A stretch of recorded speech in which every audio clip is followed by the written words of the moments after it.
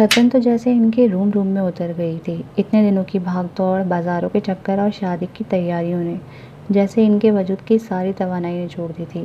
ایک بھی نہیں، 2 شادیاں۔ انہیں بیٹے اور بیٹی کے فرض سے بیک وقت سبکدوش ہونے کی سعادت نصیب ہوئی تھی۔ زندگی کا ایک بہت بڑا فریضہ اللہ کے فضل سے بخیر و عافیت سر انجام پایا تھا۔ یہ بھی شکر تھا کہ دونوں کی سسرال قسمت سے اچھی ملی تھی۔ نکاح کے وقت بیٹا اور بیٹی کے چہروں پر جو خوشی اور طمانینت تھی وہ شائستہ بیگم کو مطمئن کرنے کے لیے کافی تھی، مگر دل و دماغ کے کسی نازک گوشے میں ایک ہلکا سا ملال بھی تھا جس نے انہیں مغموم کر دیا تھا۔ مہندی، بارات، ولیمہ اور آج چوتھے کی دعوت بھی بخوبی سر انجام پائی تھی۔ اب وہ بیڈ پر پاؤں پسارے بیڈ گراؤنڈ سے ٹیک لگائے بیٹھی تھی۔ تھکن سے زیادہ چہرے پہ پھیلا اضطراب اور ملال کا رنگ ان کے سوچوں کے مانند اتنا گہرا تھا کہ کمرے میں داخل ہوتے شاہد اپنی جگہ ٹھٹک کے رہ گئے۔ وہ آہستہ سے قدم آگے بڑھاتے بیڈ کے دوسرے سائڈ پر آ کر اور شائستہ بیگم کا چہرہ بغور دیکھنے لگے۔ تبھی نظروں کی تپش کے احساس سے چونک کر انہوں نے اپنے ساتھ بیٹھے شوہر کی طرف دیکھا۔ جلدی سے خود کو سنبھالا۔ کیا ہوا؟ ایسے کیا دیکھ رہے ہیں؟ انہوں نے اپنے سوچوں کو جھٹک کر قدرے محتاط لہجے میں کہا۔ دیکھ رہا ہوں بیٹی کو ودا کرنے کے بعد ماؤں کے چہرے پہ جو اداسی ہوتی ہے وہ تمہارے چہرے پہ اس سے زیادہ کسی گہرے ملال کا عکس جھلک رہا ہے۔ حالانکہ تم تو دونوں بچوں کے رشتوں سے خوش اور مطمئن تھیں، پھر یہ اچانک تمہارے موڈ کو کیا ہوا؟ اتنا ملال کس بات کا ہے؟ کیا کسی نے کچھ کہا ہے؟ شاہد صاحب نے نرمی سے ان کے ہاتھ کو اپنے ہاتھ میں تھامتے ہوئے فکر مندی سے استفسار کیا تو ایک لمحے کے لیے انہوں نے سوچا تھا کہ شاید بات اتنی بڑی بھی نہیں ہے جتنی زیادہ انہوں نے محسوس کر لی ہے۔ نہیں، ایسی تو کوئی بات نہیں، کسی نے کچھ نہیں کہا، سب ٹھیک ہے، بس مجھے کچھ زیادہ ہی تھکن محسوس ہو رہی ہے اور اوپر سے میرے گھٹنوں کی تکلیف بھی بڑھ گئی ہے، انہوں نے لہجے کو پرسکون بنا کر کہا تو شاہد صاحب نے ان کے چہرے کو گہری نظروں سے جانچا۔ نہیں شائستہ بیگم، تھکن تو مجھے بھی ہو رہی ہے، لیکن تمہارے چہرے کو دیکھ کے لگتا ہے جیسے تمہارے دل کو کسی بات سے ٹھیس پہنچی ہے۔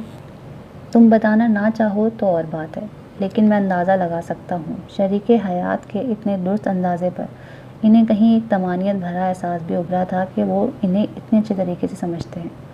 کیسی باتیں کر رہے ہیں آپ؟ میں بھلا آپ سے کچھ کیوں چھپاؤں گی؟ بات بس چھوٹی سی ہے مگر میرے دل کو بہت محسوس ہوئی ہے۔ انہوں نے رسانیت سے بولنا شروع کیا تو شاہد صاحب سنجیدگی سے انہیں دیکھنے لگے۔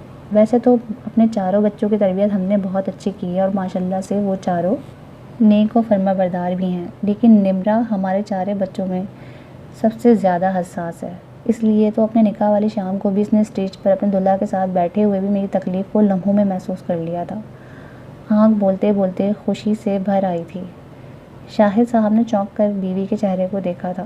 وہ کس تکلیف کی بات کر رہی تھیں؟ جب اسٹیج پر سب صوفوں پر بیٹھے تھے، فوٹوگرافر نمرہ اور اس کے دلہا کے ساتھ تصویریں بنوا رہا تھا۔ میں ٹانگ کی تکلیف کی وجہ سے بمشکل اٹھ کر کھڑی ہو پائی تھی۔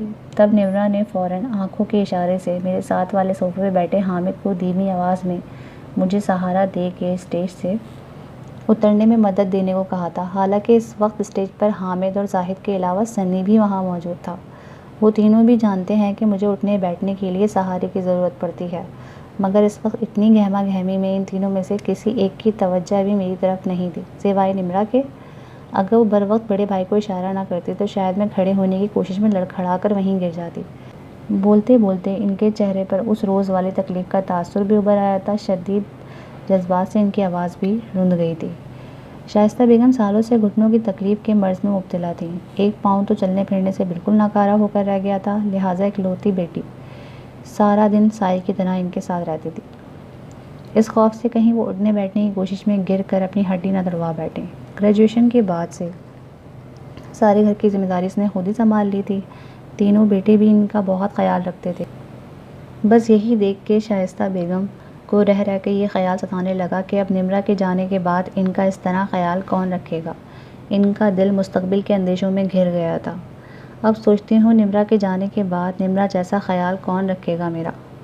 حامد جو نمرہ کی فون کال کے بعد ماں کو رات کی دوائی کے ساتھ دودھ کا گلاس دینے آیا تھا، کمرے کے تھوڑے کھلے رہ جانے والے دروازے کے پار ماں کی پریشان کن باتیں اور دل گرد لہجے کو سن کر شرمندگی سے چپ کھڑا رہ گیا تھا۔ شاہد صاحب بیوی کی بات سننے کے بعد بولے تھے، واقعی بیٹیاں ماں باپ کے لیے بہت نرم دل اور حساس ہوتی ہیں، اسی لیے تو ان کو اللہ کی رحمت کہا گیا ہے، لیکن اس کا یہ مطلب ہرگز نہیں ہے کہ بیٹے لاپرواہ اور غیر ذمہ دار ہوتے ہیں۔ بات صرف اتنی ہے کہ لڑکے چونکہ سارا دن گھر سے باہر مصروف ہوتے ہیں، اس لیے ان کی توجہ ہٹ جاتی ہے، ورنہ والدین سے وہ بھی بہت محبت کرتے ہیں۔ آپ ٹھیک کہہ رہے ہیں، میں بلا وجہ ہی چھوٹی سی بات کے لیے حساس ہو گئی تھی۔